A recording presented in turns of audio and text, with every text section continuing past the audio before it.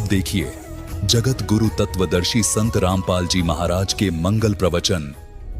उधर से उसका तप बन जाता है। ओम नाम के जाप से ब्रह्मलोक के योग्य उसकी भक्ति अगर बनेगी तो ब्रह्मलोक जाएगा, नहीं तो उस तप से जो बैठा बैठा देख रहा था ड्रामे, उससे वो पृथ्वी पर राजा बन जाता है या इंद्र की पदवी प्राप्त कर सकता है, स्वर्ग का राजा बन जाता और फिर गधा बन जाता है।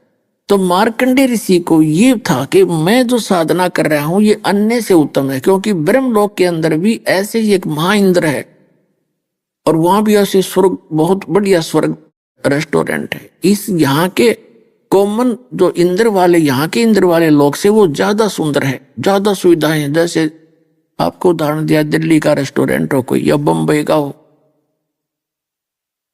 तो मार्कंडेय ऋषि कह रहा था कि जहां मेरी समाधि थी, जहां मैं डांस देख रहा था ऊपर यहां बैठा ये करें तपस्या, परमात्मा कहते डंब करें डूंगर चढ़े और अंतर्जीनी झूल, जग जाने बंदगी कराइए बोल सूल बबूल।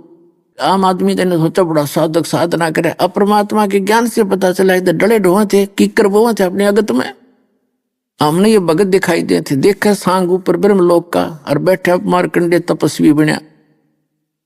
तो वो क्या कह रहा है, अपनी साधना को वहां श्रेष्ठ मानकर कहता है कि तेरे डांस ने के देखूं मैं तो वहां देख रहा था ब्रह्मलोक में डांस, तेरे जैसी तो उनकी नौकर थी, इतनी सुंदर औरतें हैं वहां पर, तो इनका तो इतना सांग है, ये भक्ति है यहाँ के 21 ब्रह्मांड की। तो उस लड़की ने कहा कि मार्कंडेय ऋषि मेरे साथ आप इंद्रलोक में चलो। तो मार्कंडेय ऋषि ने पूछा तेरे से कोई सुंदर हो उसने भेज दे। तो उसने कहा कि इंद्र की पटरानी मैं ही हूं, अर्थात मेरे से वहां ब्यूटीफुल और कोई औरत नहीं। तो मार्कंडेय ऋषि बोला तू उसकी पटरानी है इंद्र की? हाँ जी, यानी मुख्य औरत।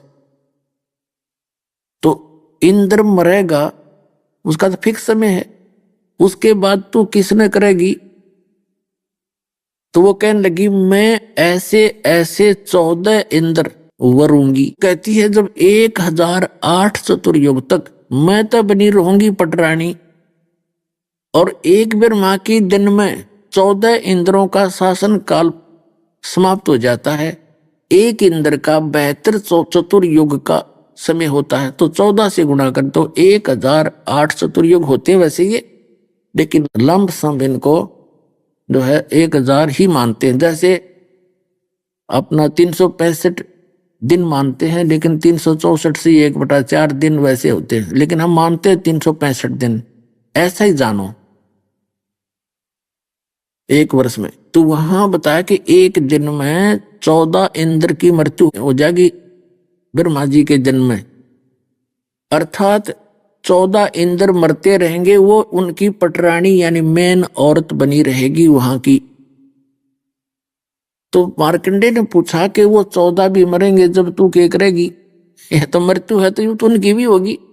तब वो कहती है कि मैं तो मृत लोक में पृथ्वी पर गधी बनूंगी, हर जितने इंद्र में भोगूंगी वो गधे बनेंगे। फिर मार्कंडेय ऋषि बोला कि इसे गंदे लोक में मुझे किस लिए ले जाती, जिसका राजा गधा बने रानी गधी बने, मुझे किस लिए ले जाती? कि मैं अपनी इज्जत रखने के लिए। नहीं तो वहां कहेंगे कि तू तो गई थी सिंगर के, सब तेनों कहती मैं तोड़ खाऊंगी उसके तो धर्म ने, और मेरी बेइज्जती हो जाएगी। मार्कंडेय ऋषि हंसा, नो बोला रे भली औरत, तू आज भी गधी और मेरे पास से भी गधी जब 14 खत्म करेगी और फिर भी इज्जत की ठेकेदार नहीं बन रही है, ल चल अपना काम कर।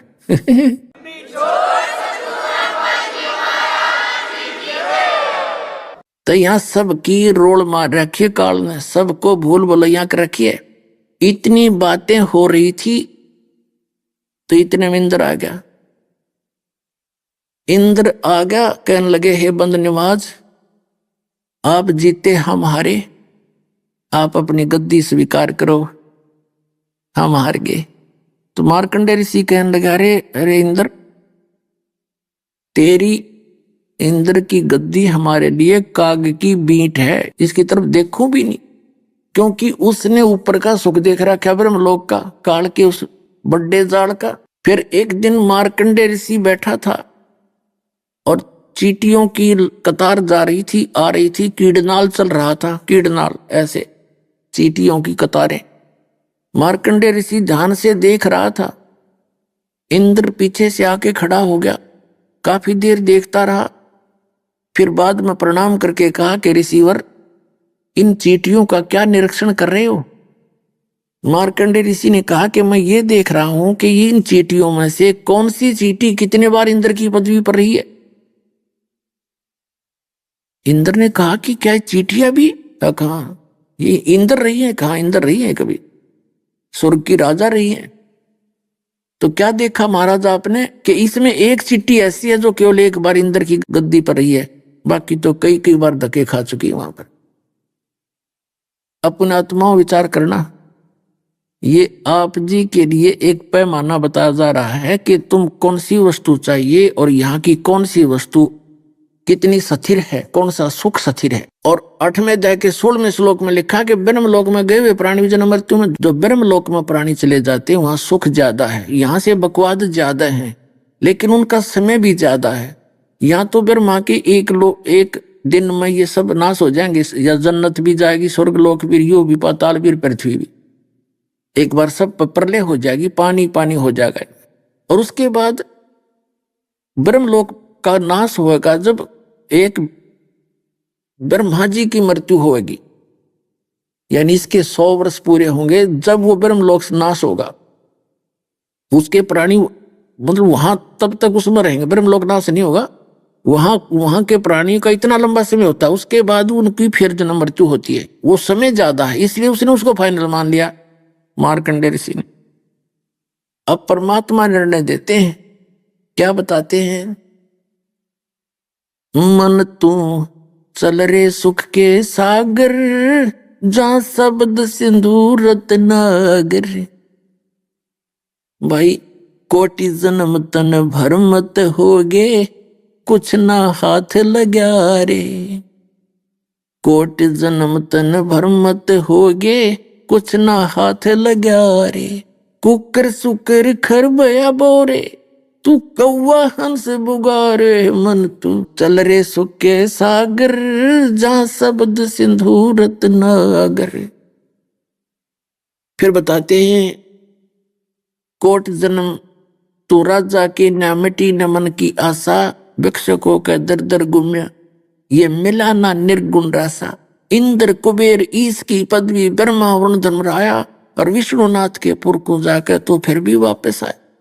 अब इन ब्रह्मा विष्णु महेश्वर की तो आपको पता लग गया इनकी तो कितनी छोटी आयु है ब्रह्म की तुलना में, और अक्षर पुरुष की तुलना में तो गिनती नहीं होती इनकी। और इन देवताओं की आयु के सामने हम चींटी समझ लो, और हम इस मनुष्य जीवन की इस आयु ने बहुत घनी मान रहे हैं। अब ज्ञान होगा आपको इस तत्व ज्ञान से। फिर क्या बताते हैं कि असंग जन्म तन मरत्या होगे, जीवित क्यों नाम रह रे। और 12 दर महल मठ बोरे, 12 द्वार के अंदर वो मठ है, वो स्थान है, वो सतलोक है, जहां जाने के बाद बहुर जन्म नहीं होता, बहुर ना दे धरे रे। अब जीवित मरना क्या है अपनी आत्माओं? जैसे देखो यार, भूल लग रही है आपके और प्रेशर ज्यादा है इस काल का, धीरे धीरे भगवान का सारा आपको मिलने लगेगा, परम पुरुष का, परमेश्वर का। फिर आपको समझ में भी आवेगी, आपका मन भी हटेगा और डटे भीगा परमात्मा के ऊपर, क्योंकि आपको ऐसे प्रमाण दिखा देगा। अपना हलन जगह ना छोड़े, ऐसे मजबूती दिखाओगा, अपनी शक्ति दिखाएगा, आपके साथ रहेगा। बच्चा मैं साथ हूं, बेटा बेटी तुम चिंता मत करना, पर रहना दृढ़ मेरे ऊपर, विश्वास करना। कह कबीर सुनो विसा दो, मैं तो हूं विश्वास में, जय मैं गॉड मान लिया तुमने, फिर तुमने कोई लानिया नहीं है, तुम्हारे पर कोई आपत्ति लाने वाला नहीं है। हमारे यह बात ना समझ में आती कि कबीर इज गॉड। आम आदमी ने कहे भाई और तो थारी बात सच्ची मानना हम, पर कबीर ने भगवान बताओ ना, या ना दस्ती। अरे बात ताड़े बिगड़ रही सारी, भगवान यही है और न बतावा किसी ने, तुम बता दो इसके इक्विवेलेंट को, और परमात्मा हो तो अरे से सुख करवा के दिखा दो उन भगवानों से जो हमारा कबीर भगवान कर रहा है। और सब प्रमाण दे रखे, सब सदग्रंथों में प्रमाणित आंखों देखा, संत बताओ। तो परमात्मा कबीर जी कहते हैं, कह कबीर सुनो भी साधो, मैं तो हूं विश्वास में। जिस दिन तुम्हें ये विश्वास हो जाएगा कबीर इज गॉड, उस दिन डूंडा उठा देगा, आपके पल पल में साथ दिखाओगा।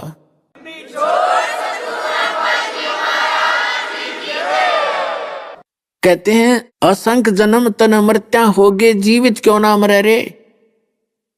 अब जीवित कैसे मरना है? जैसे हम सत्संग में या भक्ति में आलस करते हैं कि कहीं घर पे कोई हानि ना हो जा, कोई काम ना बिगड़ जा। एक व्यक्ति नाइट सर्विस में जा रहा था और सुबह वापस आना था, उसने कोई जरूरी काम था कंपलसरी, और वो दुर्घटनाग्रस्त होगी नाइट सर्विस, वही मर गया।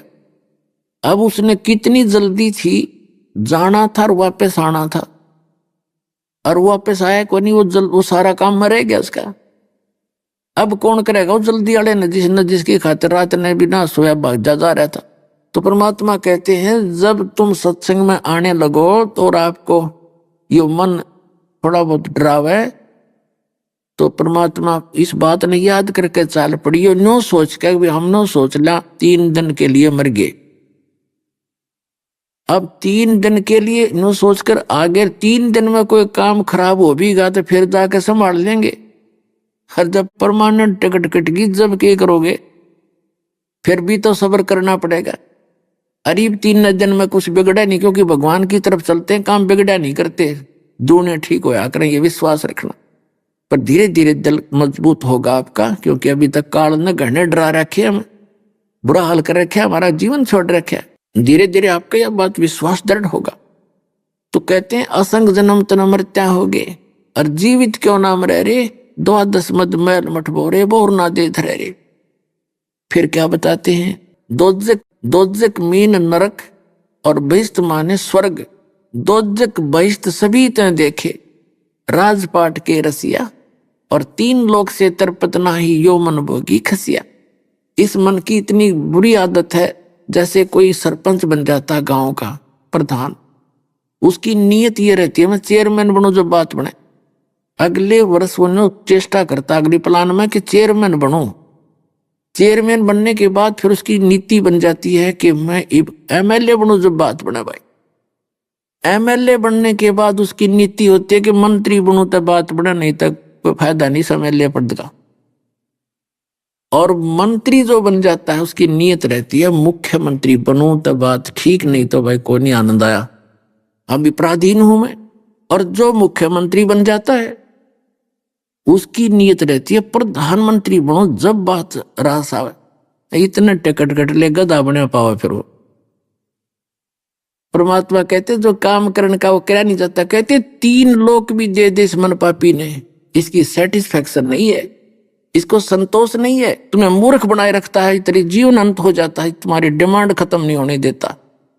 तो क्या बताते हैं? दोजक नरक बहिष्ट स्वर्ग, दोजक बहिष्ट सभी तय देखे, राजपाट के रसिया, और 3 लोक से तरपत नाही यो मन भोगी खसिया। सतगुरु मिले तो इच्छा मेटे, पद मिल पदे समाना, और चल हंसा उस लोक बैठाऊं जो आदम रस्ताना। सतगुरु मिले तो इच्छा मेटे, कोई सतगुरु मिलेगा ये हटाओगा सारा डंगा आपका, ये इच्छाएं खत्म करेगा यहाँ की। और पद मिल पदे समाना, पद यहाँ पद के 2 अर्थ हैं। जैसे गीता अध्याय नंबर 15 के श्लोक नंबर 4 में कहा कि तत्वदर्शी संत की प्राप्ति के उपरांत परमेश्वर के उस परम पद की खोज करनी चाहिए जहां जाने के बाद साधक फिर लौटकर कभी संसार में नहीं आते।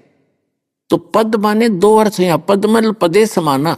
पद माने पद्धति, way of worship, method of worship, पूजा की विधि, पद पद्धति, यानी पद्धति सही मिले, सत साधना मिले, पूरा कंप्लीट कोर्स मिले, वो पद्धति मिले भक्ति की। तो उस पद मिल पदे समाना, उस सत भक्ति से उस परम पद में समावांगे, वहां पहुंचेंगे। सतगुरु मिले तो इच्छा मेटे, पद मिल पदे समाना।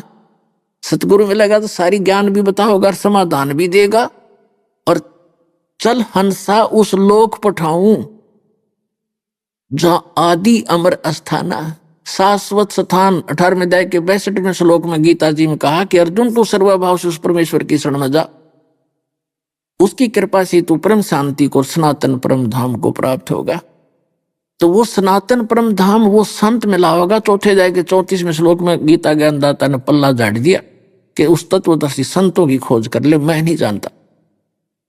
तो ये दास है वो तत्वदर्शी संत। पुण्यात्माओं, ये कद समझ में आओगी आपके।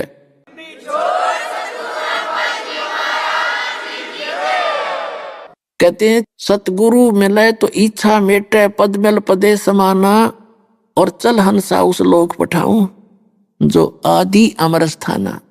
और वहां क्या सुख है? चार मुक्ति जहां चंपी करती माया होरी दासी, दास गरीब अभय पद पर से वो मिले राम अविनाशी। ओए होए, अविनाशी राम मिलेगा वहां पर, अभय पद मिलेगा वहां, कोई डर नहीं किसी बात का, ना मृत्यु है। कहते हैं चार मुक्ति जहां चंपी करती, यहां चार मुक्तियां मानते हो आप, और उस चार मुक्तियों का सुख बहुत गना मानते हो, और ब्रह्मलोक में गए हुए प्राणी भी जन्म मृत्यु में आते हैं, तो वो खाक मुक्ति हुई, फिर गधा बन गया उस मुक्ति ने भोग के। कहते हैं ये चार मुक्ति जहां सदा रहेंगी तुम्हारे चरणों में, कभी एंड नहीं होगा। चार मुक्ति जहां चंपी करती तुम्हारे चरणों में पड़ी रहेंगी, और ये माया होरी दासी, आपके सब सुविधाएं वहां चरणों में पड़ी रहेंगे सतलोक के अंदर। और दास गरीब अभय पद पर से वो मिले राम अविनाशी। वो परम अक्षर पुरुष, वह उत्तम पुरुष है, तू अन्य वो सतपुरुष वहां मिलेगा अविनाशी पर राम, वो अविनाशी परमात्मा। वो साधना इस दास के पास है, ग्रहण करो और अपना कल्याण कराओ। बोलो सतगुरुदेव।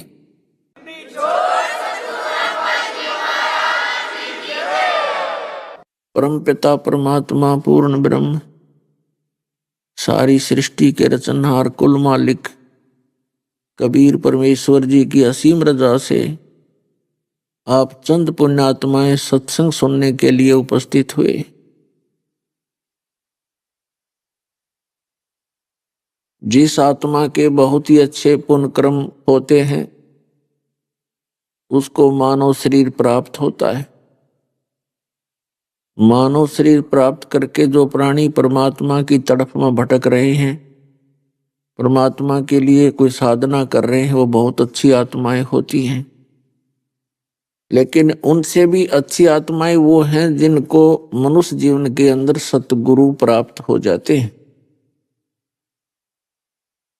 परमात्मा कहते हैं झूठे गुरु के आश्रय और कदे न उधरे जीव, आदि पुरुष कबीर हैं परम गुरु पीव। यानी झूठे गुरु के साथ लग के इस जीव का उद्धार नहीं हो सकता, और सच्चे गुरु केवल एक ही हैं, कबीर परमात्मा। सच्चे सतगुरु एक ही हैं, कबीर परमात्मा। परमपिता परमात्मा कबीर जी की असीम रजा से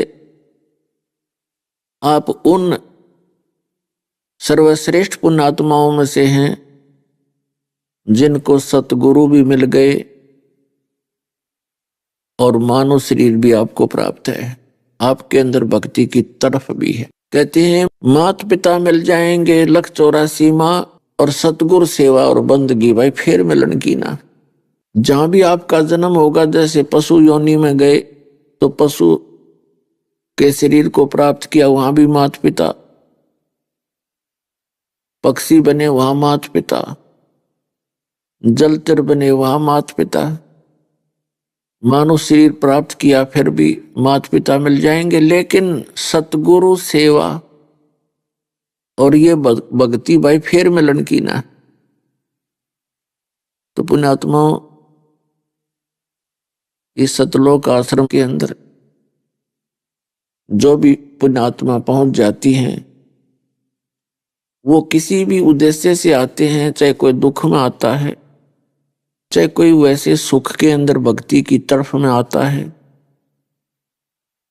कोई भी कारण बना है, तो वो एक विशेष आत्मा है उस परम पिता की।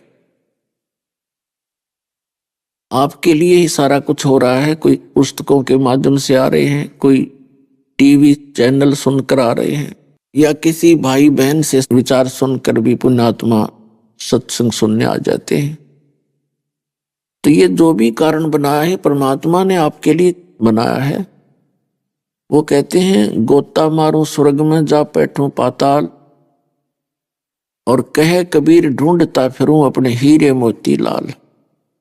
तो पुण्यात्माओं, आप उन परमात्मा की विशेष आत्माओं में से हैं, हीरे और मोती लालों में से हैं। और आपके लिए परमात्मा बहुत युगों से भटक रहे हैं, और आप इतने बालक हो काल के इस भूल भुलैया में जल्दी ही विचलित हो जाते हो। इस झूठे सुख को पाकर आप भगवान भूल जाते हो। परमात्मा कहते हैं झूठे सुख को सुख है ये मान रहा मनमोद, ये सकल चबीना काल का, और कुछ मुख में कुछ गोद। तो सत्संग में आने से प्राणी को पता चलता है कि मनुष्य जीवन का वास्तविक कर्तव्य क्या था। और दूसरा ये ज्ञान होता है कि जो साधना हम कर रहे थे वो साधना वास्तव में सही भी है कि नहीं। तो परमात्मा हमें याद दिलाते हैं कि नहीं भरोसा देह का, ये विनस जावे छन माही, और श्वास उश्वास में नाम जपो और यतन कछु नाही। श्वास श्वास में नाम जपो, व्यर्थ श्वास मत खो, ना जाने इसे श्वास को आमण हो कि न हो। पृथ्वीपति चकवे गए जिनके चक्कर चलंत, रावण सरीखे कौन गिने, ऐसे गए अनंत। बिन उपदेश अचंभ है, ये क्यों जीवत है प्राण, भक्ति बिना कहाँ ठोर है, वो नर नाही पाषाण। लूट सको तो लूटियो, राम नाम की लूट, पीछे फिर पछताओगे, प्राण जाएंगे छूट। मानुष जन्म दुर्लभ है, ये मिले न बारंबार,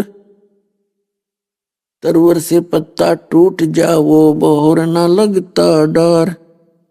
साथी हमारे चले गए हम भी चालन हार, कोई कागज में बाकी रह रही, तातें लगी है वार। आए हैं सो जाएंगे राजा रंक फकीर, एक सिंहासन चढ़ चले एक बंदे जात जंजीर। कबीर वो दिन याद करो,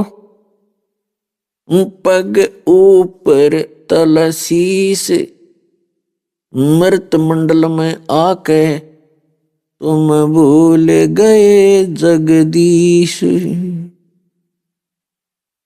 परमपिता कहते हैं कि जिस समय आप मां के गर्भ में होते हो उस समय आप महादुखी होते हो।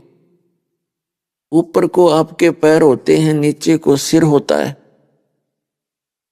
और वहां 100 बार प्रार्थना करते हो मालिक से दिन में कि हे परमात्मा एक बार इस नरक से निकाल दे मुझको,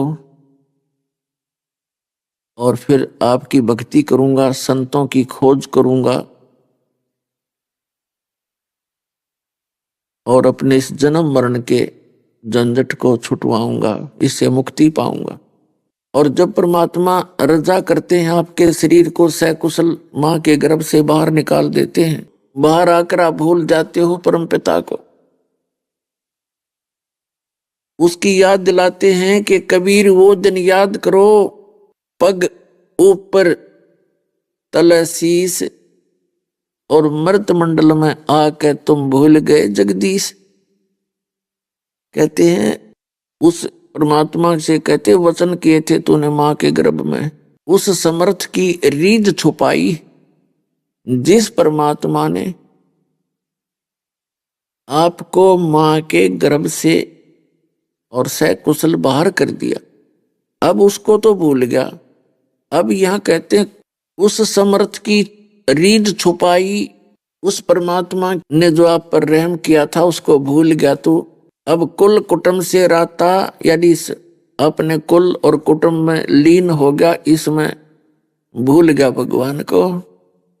उस समर्थ की रीझ छुपाई, कुल कुटुंब से राता, और गर्भ के अंदर वचन भरे थे, कहां गई वो बात। पुण्यात्मा, आप बालक हैं और काल ने आपको बहुत बुरी तरह फंसा रखा है। जीव के बस का नहीं कि यहां से निकल सके या इसके जाल को समझ सके। समर्थ स्वयं आते हैं, उस समर्थ के सामने इस काल की पार नहीं बसाती, उसका जोर नहीं चलता, जिस कारण से ये भक्ति कर सकता है प्राणी।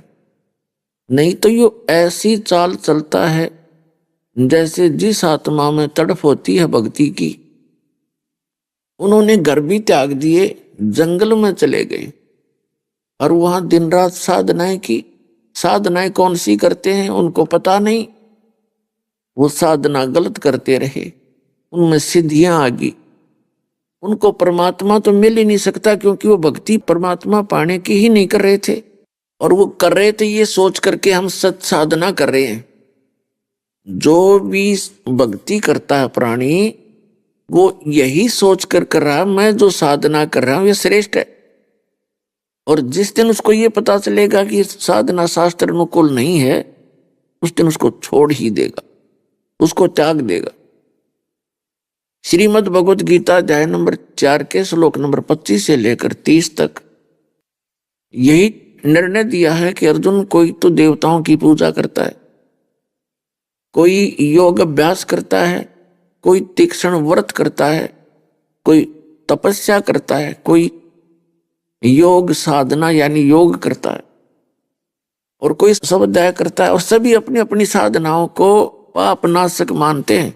फिर चौथे अध्याय के 32वें श्लोक में कहा कि जो वास्तविक साधना है, यज्ञ है, यज्ञों की जानकारी, यज्ञ माने धार्मिक अनुष्ठानों की जानकारी, वो परमात्मा अपने मुख से आकर स्वयं ही बताता है। तो वो सच्चिदानंद घन ब्रह्म के मुख से उच्चारित वाणी में विद्यमान होती है, वो तत्व ज्ञान है। चौथे अध्याय के 34वें श्लोक में श्रीमद् भगवत गीता में कहा है कि उस तत्व ज्ञान को तू तत्वदर्शी संतों के पास जाकर समझ। उनको दंडवत प्रणाम करने से, कपट छोड़कर उनसे प्रसन्न करने से वो तत्वदर्शी संत तुझे तत्व ज्ञान का उपदेश करेंगे। इससे सिद्ध है कि एक तो गीता ज्ञान दाता उस तत्व ज्ञान से परिचित नहीं है, दूसरा ये है कि वो यथार्थ ज्ञान परमात्मा ही आकर बताता है। तो 600 वर्ष पहले आकर के उस कबीर परमेश्वर ने बनारस में 120 वर्ष रहे, भारत की पावन धरती पर, और यहां पर उन्होंने अपने मुख कमल से जो तत्व ज्ञान बोला उसको कबीर वाणी बोलते हैं, कबीर सागर, कबीर शब्दावली, कबीर बीजक।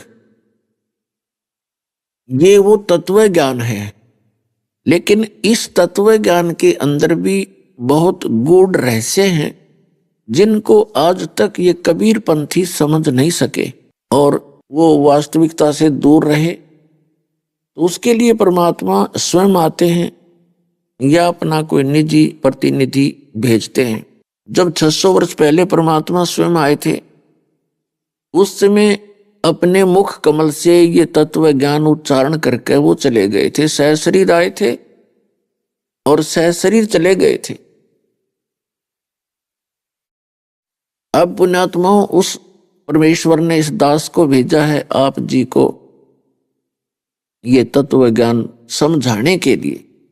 तत्व ज्ञान तो वो बता ही गए थे, वो तो एक सिलेबस है भगवान के पाने का, फिर उसके लिए टीचर की आवश्यकता पड़ती है स्टूडेंट्स को समझाने के लिए। ये दास वो स्पिरिचुअल टीचर बना दिया परमात्मा ने, सद्बुद्धि देकर कबीर भगवान ने। और टीचर का काम होता है अपने सिलेबस को पढ़े और उसके अनुसार फिर विद्यार्थियों को ज्ञान करावे।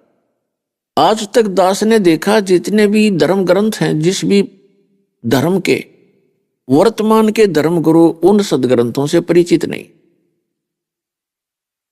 तो इससे सिद्ध है कि वो टीचर भी नहीं है।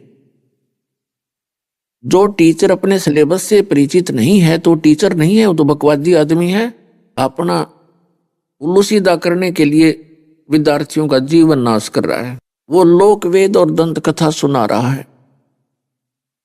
तो पुण्यात्माओं, आपके ऊपर मेहर हुई है परमात्मा की, उस कबीर भगवान की, कि आप जी को वो परमात्मा के जो ग्रंथ हैं उन सदग्रंथों का गूढ़ ज्ञान आप तक पहुंच रहा है। इसके लिए सहयोगी सिद्ध हुआ है ये वर्तमान के भौतिक उपकरण, जैसे टीवी चैनल हैं, प्रोजेक्टर है, मोबाइल बना दिए। मोबाइल की जो खोज है ये परमात्मा की दी हुई है आपके लिए। ऐसी सुविधा आपको दे दी पुण्यात्माओं, जेब में डाल के मोबाइल और लगा के मंत्र और कान में लगा दे लीड, ना तो साथ वाले ने पता यू करके रहा है, ना कोई डिस्टरबेंस हो। अभी आपने सुने संत रामपाल जी महाराज के मंगल प्रवचन।